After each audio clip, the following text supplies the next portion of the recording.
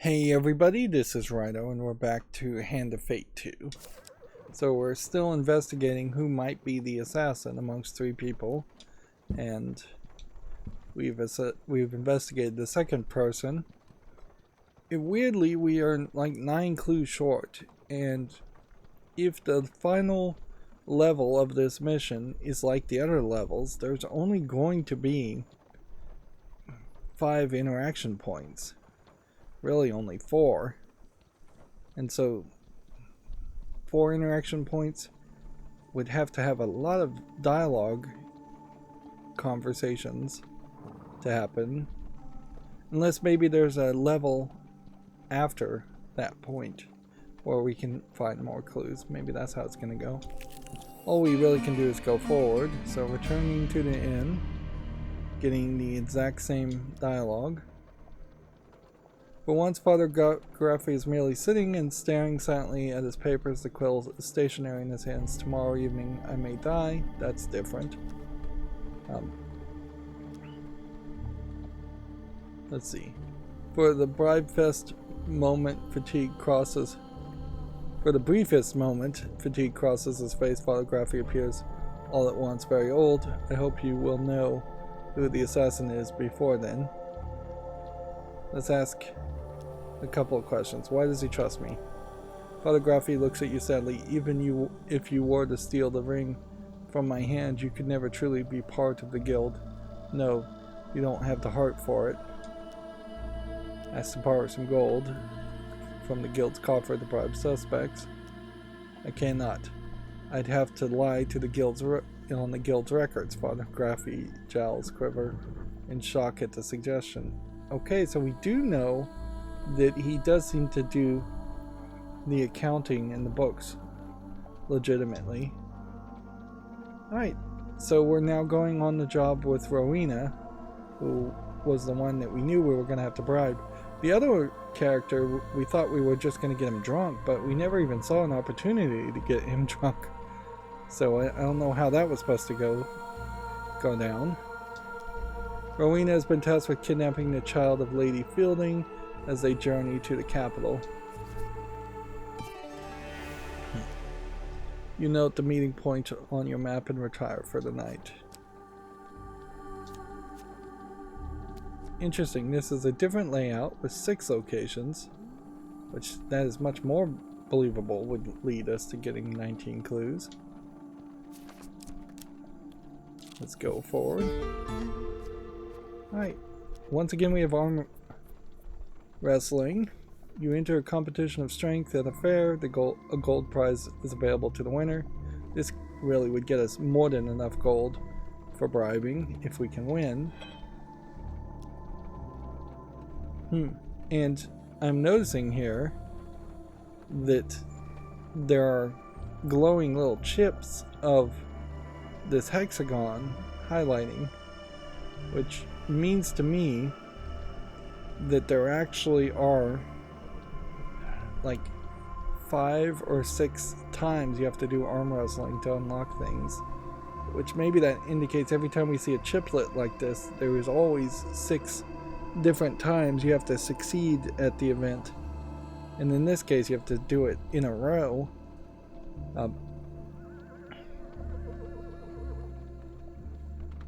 Or maybe not. Maybe what this is going to do is just give me 3 chiplets to supplement the 2 chiplets I've already earned, which would then finish the hexagon. That would make sense too. Maybe a draggled but cheery mercenary named Drake Thorne introduces himself. You look like a fierce opponent. Good luck to you. Alright. So we are cheating highly here.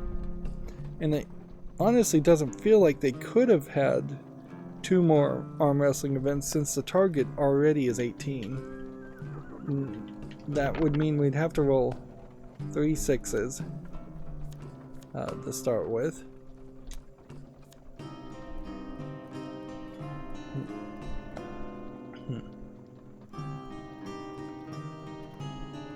So I'm just going to re-roll this one if I get a 6. Okay, now if we accept this dice, which we kind of have to. We're looking for a 6 here. And that got us to 19. Got lucky there. Very, very lucky. Through a lot of cheating. Drake Thorne spits on the ground after his defeat. Cheat, he yells. You must have cheated. The crowd jeers as he sulks through the door. It would appear that your opponent was put off by Colborne flexing his muscles.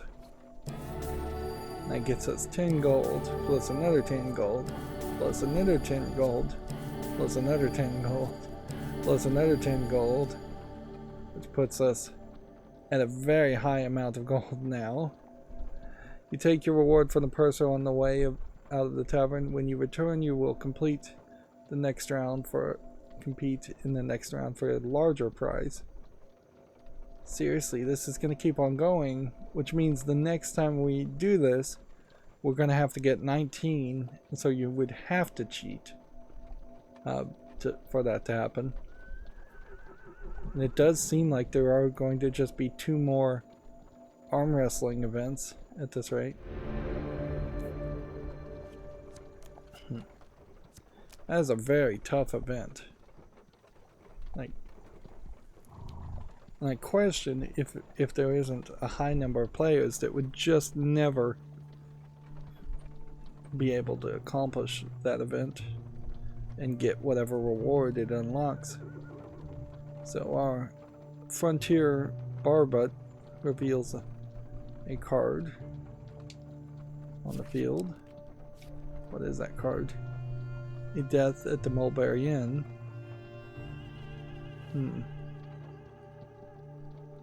Which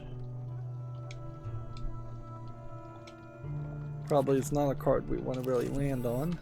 Use the Empire to provide the fodder for your own challenges. I understand.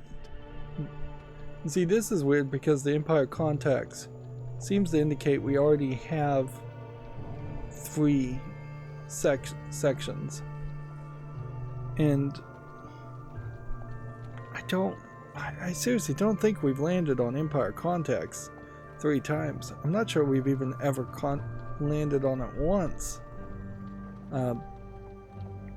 So maybe these hexagonal segments are interchangeable, and maybe it's just a case where you constantly collect these segments and they will constantly work towards unlocking some cards or rewards from a pool of rewards until you've just unlocked everything in the game. You visit your contact at the Imperial Armory. You must be planning for trouble if you come for me for help, he says with a knowing grin. Tell me, who are you hunting, and I'll see what I can find in the vault of contraband items. Well, we are fighting thieves, so let's go with that. You tell him you are hunting thieves, not an uncommon practice these days, he comments, heading into the vault. And so he's giving me mercenary garb. Let's see. I could get in a lot of trouble if anyone finds out I took it from the vault. I have it sent to you when I can. I'll have it offered to purchase the item with 20 gold. We have plenty of gold at this point, so we'll just say yes. He looks dubious for a moment before accepting the gold and handing over the item. If anyone asks, you are never here, he says, then quickly hides the gold out of sight. How appropriate. So, now we can equip the mercenary garb, which gives us 10 defense.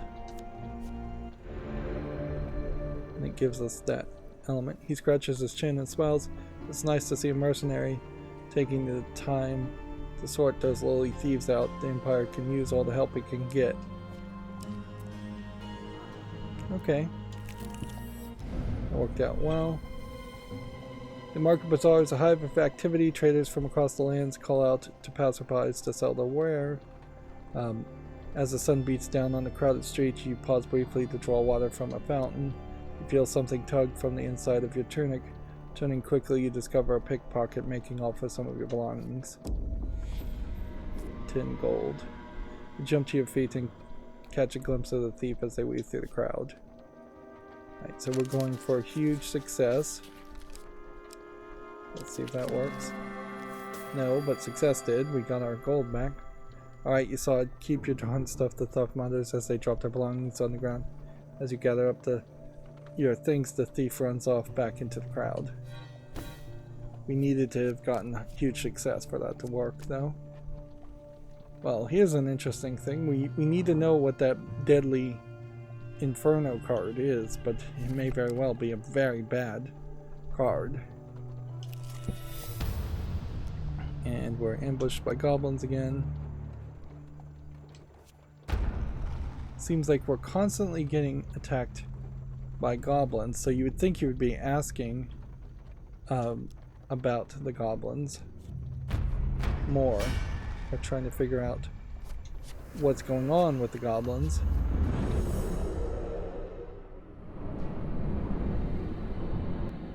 If anything, you would think that what might happen here is that the goblins themselves are paying for the assassination.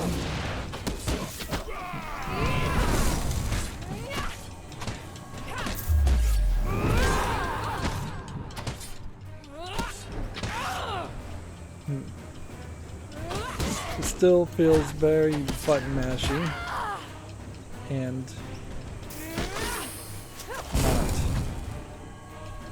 not very smooth in its gameplay.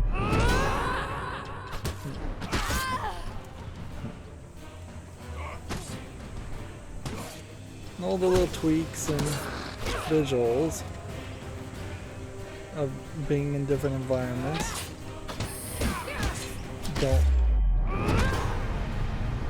don't really add anything to the game. It is very much just this weird extra gameplay mechanic that just doesn't feel like it should have been in the game. At the very least, it kind of feels like you should be able to turn off the fighting after maybe the very first fight where they have you try it. I frankly would prefer to just not have it in the game and speed up the process overall. Particularly if this was like a mobile game, and this very easily could be a cell phone mobile game. But then you wouldn't, in that interface, wouldn't have controllers to button mash, so you would want to just control everything via touchscreen, and thus in a slower, more methodical, turn-based way. You take back your thieves' folly from the unconscious goblins as soon as you do. With a spot of the goblin in question wakes and flips away from you, giggling, and escapes into the forest. Nothing changes there. We're just getting a lot of fame.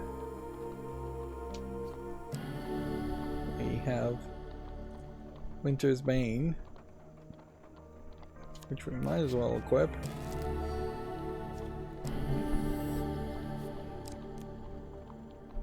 Right, so we're in a good position here. In food, we're in a good position here in health, money, and fame. So the only concern is that this card is going to destroy that with the Deadly Forest, or the Deadly Forest is just going to take us to a whole different region, like a secret sub-level. That would be crazy. This will not be the last time you tread foot in places others fear, I suspect. If indeed you do so. The forests of Mortifornum are legendary dangers. For every tale of hidden treasure, there are 5 stories of adventurers who never returned. Enter the forest or leave. Let's enter the forest. Shadowy beasts descend from the trees and tear at your flesh. Okay. Fearing your life, you flee the forest.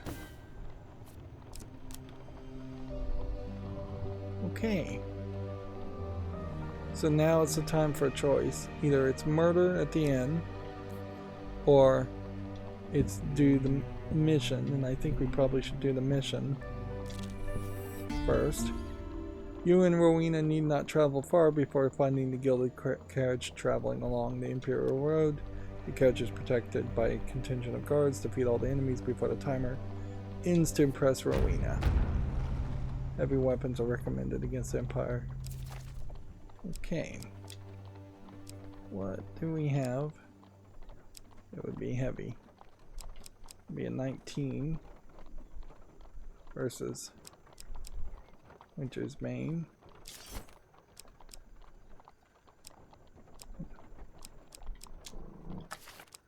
And I don't think there's really anything else to equip here.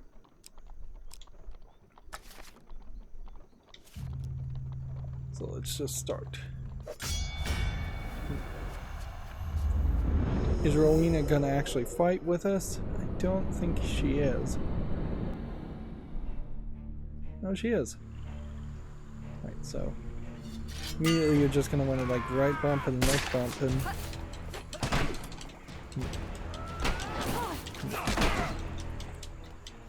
Alright, so we need to shield bash more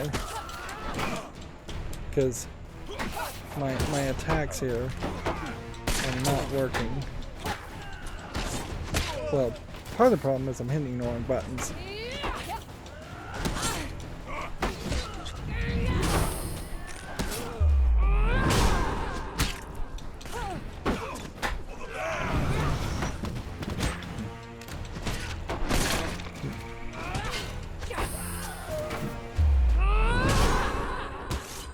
We've got 47 seconds,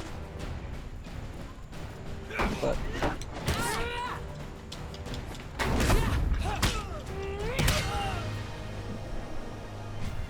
it's awkward button combinations there that I need to be way better at, and I almost certainly will never get that good at as far as the rock, paper, scissors like element to it. Rowena is impressed by your efficient fighting skills. We gain 4 fame. She trusts you a little more. You open the carriage door to see a woman dressed in silks and gems clutching her son. Please, she cries desperately. Take the gold. He's just a child. Without a second thought, Rowena pockets the heavy pouch of coin from the weeping mother and closes the door on them. Let's see. Threaten to tell unless she gives you half the gold. The thief stares at you coldly. Let's demand the gold. People who think in the terms of bribes and money expect everybody else to think in those terms, and they wouldn't trust someone who would do something for free. So I think this was the right move. She glares at you, then splits the contents of the pouch. Very well. I didn't really need the gold. She'd trust me a little less. Oops, I was wrong about that. Okay. Let's ask about her past and see if she lies here, because we know something about her past. We have plenty of money, so let's just bribe with 8 gold for information. Rowena takes the bribe, her eyes gleaming as gold tinkles in her hand. That lowers the target. We didn't really need to lower the target, but whatever.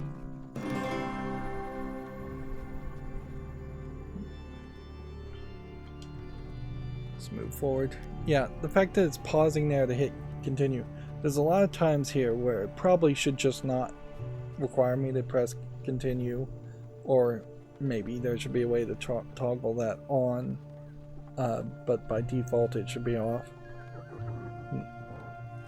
I joined the guild after I murdered the captain of the 3rd Legion. Let's see. Rowena said that she was in the 3rd Legion of the Empire and killed her captain. That's the truth. We kind of know that to be the case. So it's not her either. Unfortunately, it means it's one of the 2 guys. So it's either the guy who was a farmer, which I would best bet it's him, or it's the guy who was the actor. Let's this time bribe with only 5 gold and see what happens. The target is 12. That's exactly what I thought it would happen.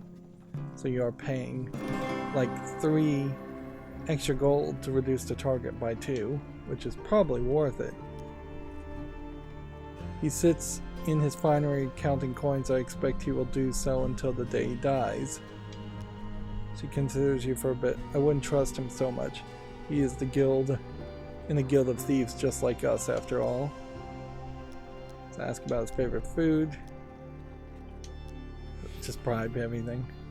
This probably will get me an achievement for just bribing people.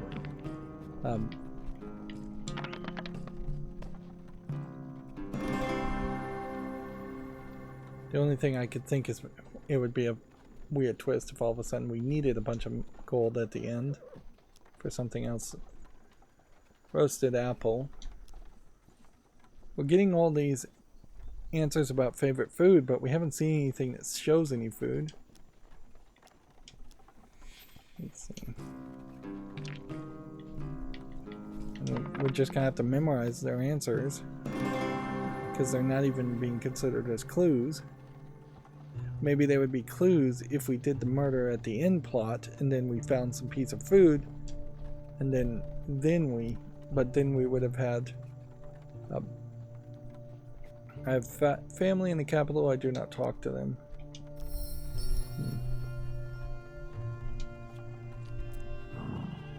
Okay. So it's either we shouldn't do death in the Mulberry Inn or we should do it. And I would lean towards doing things versus not doing things, so let's do this. A rotten priest and a rotten thief.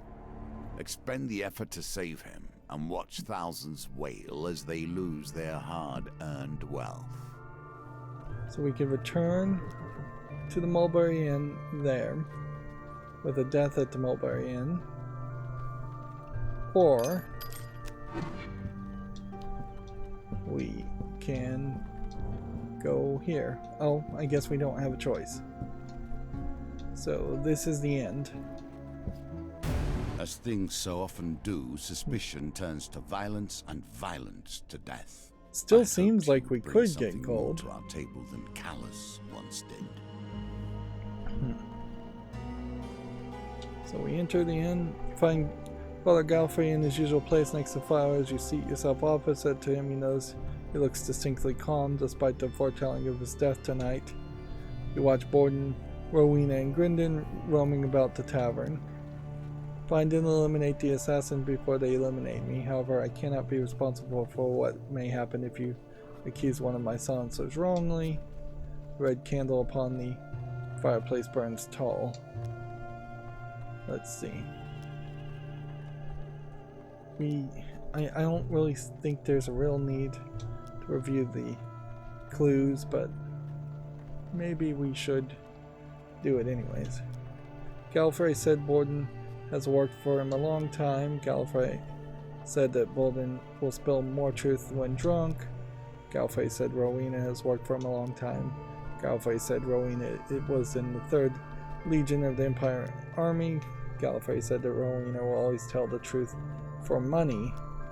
Galfrey said that Grindon has worked for him a long time. Galfrey said Grindon makes wild accusations when drunk. We weren't able to get either one drunk. Galfrey said the assassin will always lie regardless of their personality. I keep saying Gallifrey as in Dr. Hugh, but it's Galfrey. Come to look at it. Borden said his wife left him for a traitor. That's all we got. Rowena said that she was in the 3rd Legion for the Empire and killed her captain. That seems true. Grindon said he used to be a famed actor.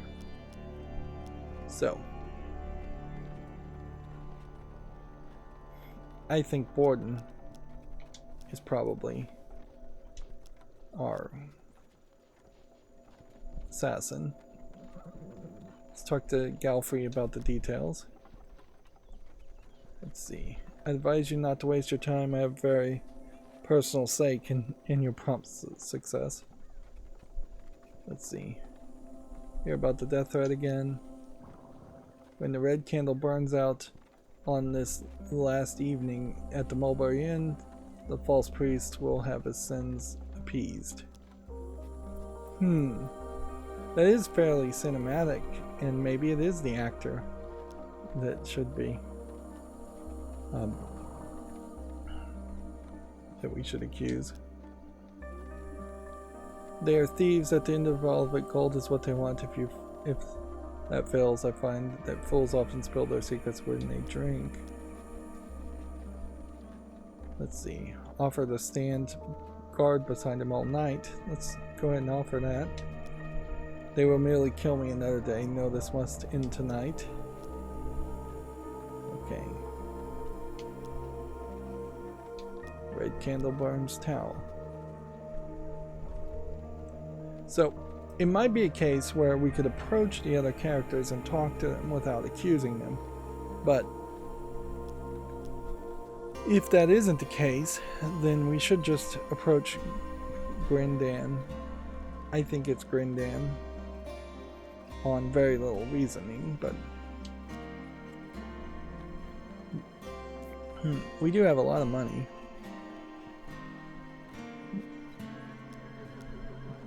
Let's see. Yes, I heard about the assassination threat from my own channels. Grindan Adjuster is that I am very well respected in the guild, you know. Let's drink with Grindan to gain information. Grindan takes the offer of a drink without hesitation.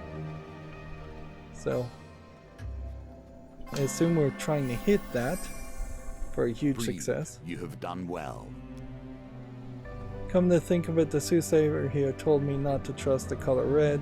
Rowena has red hair. Grindan claps his hands as if that settled the matter. Grindan drunkenly said not to trust the color red.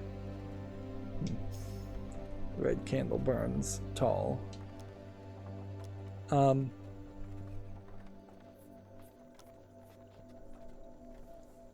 Let's just bribe with 10. It seems like we can do everything, and that seems like that is how we're supposed to get all the rest of the clues. So let's bribe 2 for information. Let's see if that gets us another clue.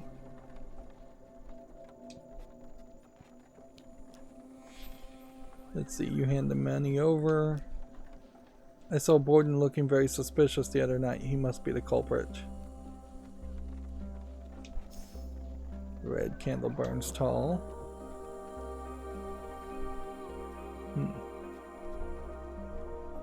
So we would need more money here.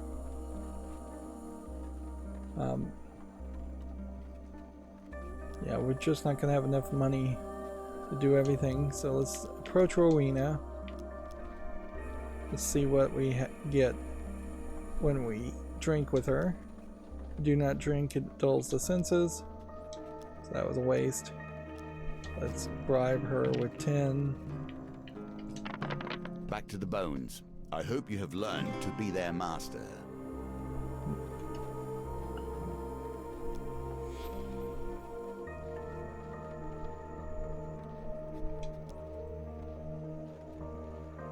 They don't wear a hidden wrist dagger. Rowena said the assassin didn't have a hidden wrist dagger. Okay. So that is really just a, I think, meme reference to Assassin's Creed.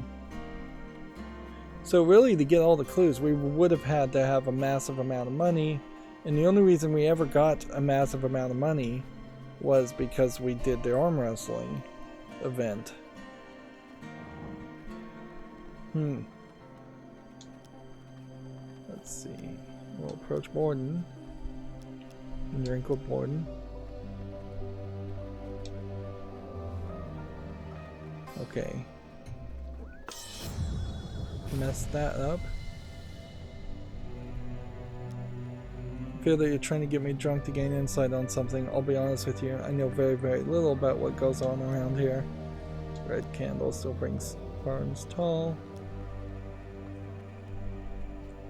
Let's just use our last 20 gold for information, just to see if that maybe gives us 2 clues.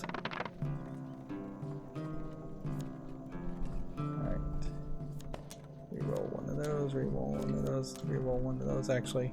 It's probably better just to reroll everything.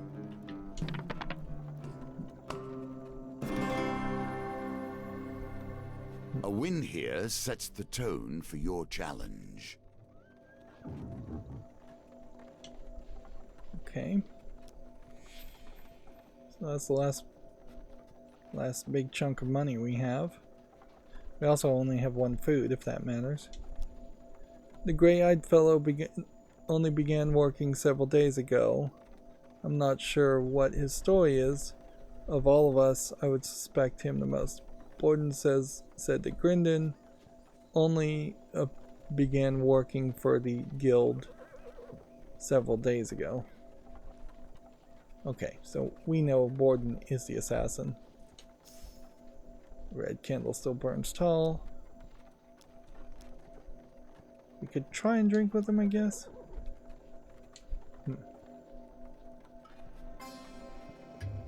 I got it that time.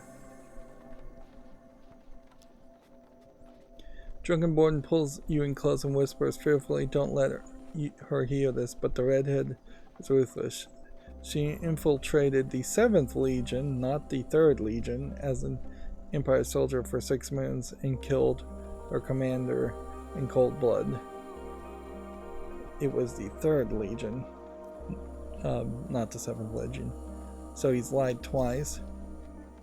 Notice the red candle appears shorter. Worryingly, it seems you've taken very little time to burn down. Okay. So you need basically a massive 90 gold to get the gold reward for this mission. We do know who the assassin is, but we have no way of getting other clues, unless there were some other event cards that would have given us clues, which I kind of don't think there were, or ever will be. This was a really great mission, though, for dice rolls, if we just had a bunch of events that needed dice rolls. Alright, we're going to accuse Borden. Borden's nervous demeanor disappears in an instant. Grinning, he draws his blade. "You've made a grievous mistake, mercenary. You have uncovered the assassin." Yay. Borden rallies some guild minions. And so now it's a big fight.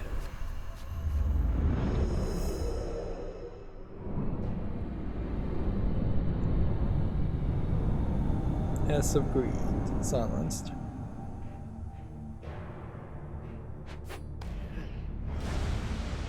So, Silencer Borden, photography's faithful servant, quote unquote.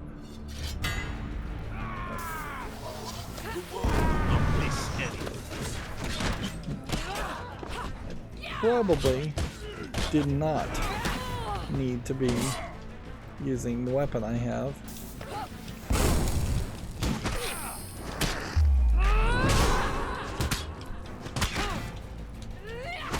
I'm at like 20 health, 5 health.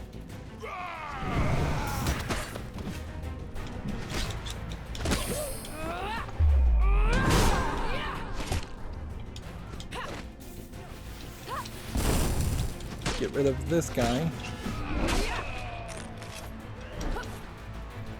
And so I'm in this weird position where I need to kind of trade a blow for a blow, and then like just stay out of the fight. He just got an achievement called Close Shave, win a fight with less than 10 health. So hopefully that's the end of this event, because I'm at 5 health and 1 piece of food. As the violence subsides, you realize that photography is standing next to you, eyeing Borden's body glibly. Such a shame. "I thank you for your services." He places a heavy bag of gold in your hand and returns to his seat by the fireplace. Notice we are getting a red line through the 19 out of 19 clues. There is still a chance of completion, but no chance of perfection now.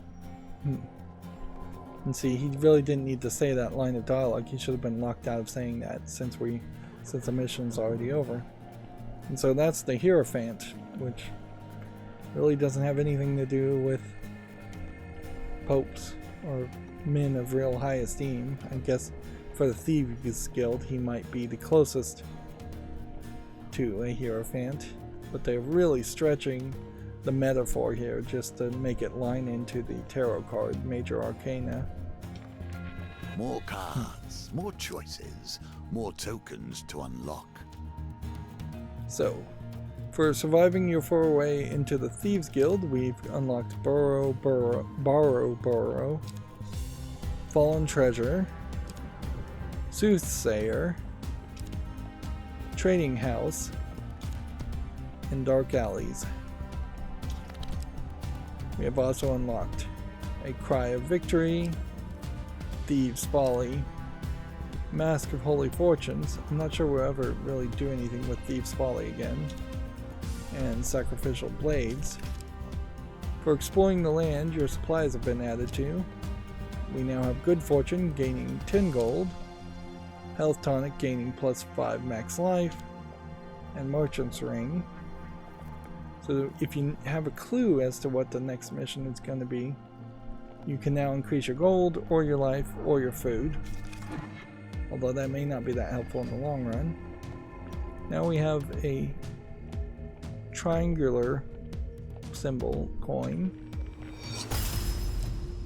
Your new companion is hidden in Burrow.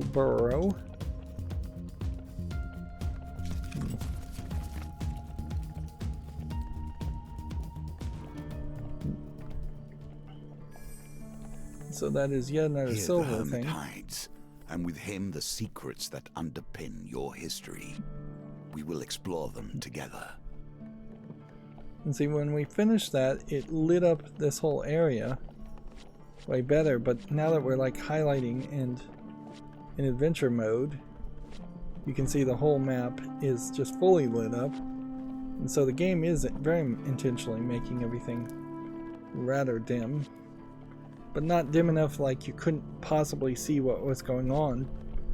I imagine maybe adventure mode was not in the game originally, and maybe endless mode wasn't in the game. In a lot of ways it feels like these modes should either be unlocked at the beginning of the game or not until you've completed the entire experience of the campaign. And yeah, it's probably asking too much to lock everything behind finishing the campaign. These campaign missions are particularly long. We've now the Lovers, the Chariot, Strength, Hermit, the Wheel, and we can see when we complete more challenges we'll be doing Justice, the Hanged Man, Death, and Temperance. Which, yeah, what's the total count now? You have 6 here, 7, 8, 9, 10, 11, 12, 13, 14, 15. I suspect that in total there are 18 cards. Nope. I think I'm wrong. Let's see. I actually have a art piece I made that has all the tarot cards, major and minor arcana, done in a unique artist style on my wall. So I'm literally just looking at the tarot cards on my wall right now. Death is followed by Temperance, is then followed by the Devil, and then after the Devil, either I don't know how I ordered them. There are 6 more cards, which I have a hard time believing that to be the case.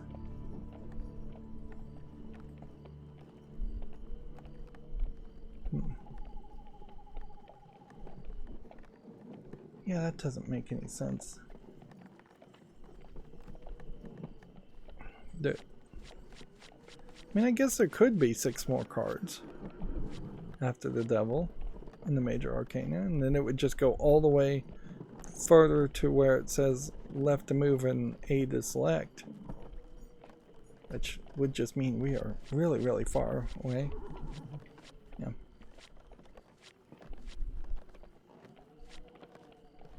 So, yeah. It doesn't seem like death will be the last mission, and it doesn't seem like the devil will be the last mission done, unless they just move things out of order from their numerical value in the major arcana. Which, the major arcana's numerical value, I don't think plays that big of a role. My mind has been honed by years of constant meditation and focus. I am perfected as a shape for the world to flow through. This is why I was worthy of the game, and it is why Callus is not. He never will be, for he lacks the discipline.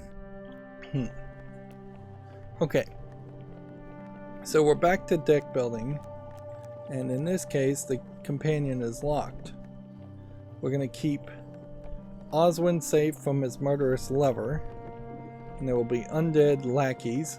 Oswin's lover will send an army of skeletons to bring him back. We're going to share food. If he is with you, Oswin will eat one food every step if he is injured, and we need crowd control to dominate in a fight with artifacts. We can't have any companions at all. Alright. So, if we inspect this card, you have to complete this encounter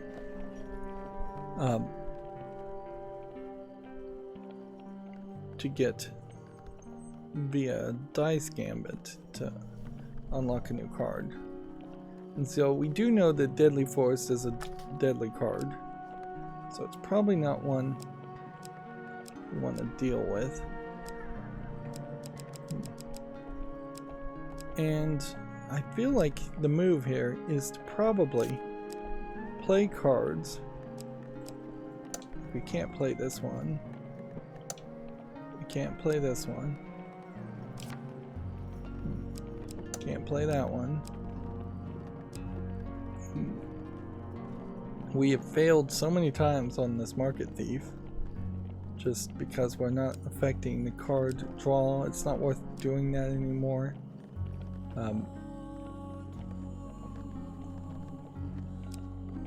So we should just do new things. And yeah. Watchtower we know is good, and there's still something there to do with that.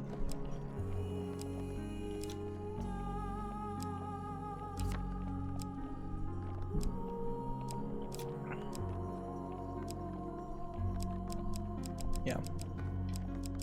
We can see that the list here of cards, though, that we played once and really don't have a good reason to play again, is getting longer and longer. Once you've gotten the rewards off of them, it's going to be on second playthroughs. Arm wrestling, for instance, here doesn't have any more rewards on it. We got as far as needed to go with that. And we still are getting too many cards for every new expansion, for every victory. Or 5 cards that are marked new, plus several more cards that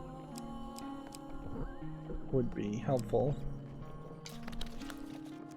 And that's just encounters. That doesn't even really touch them on, say, this would knock down thieves. You don't know what that would do. Take that, take that.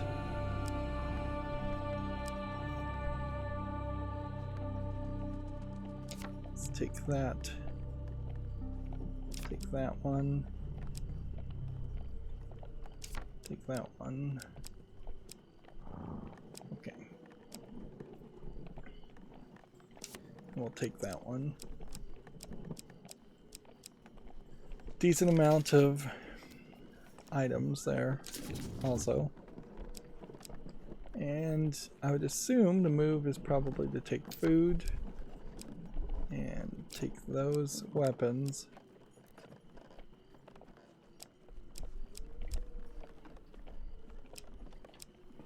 And I guess it's probably a case where, while food may be the right move, we need information. It's better to figure out what these cards do and get a silver than it is to take food and go for a gold when we don't even know how it's going to play out in this whole event.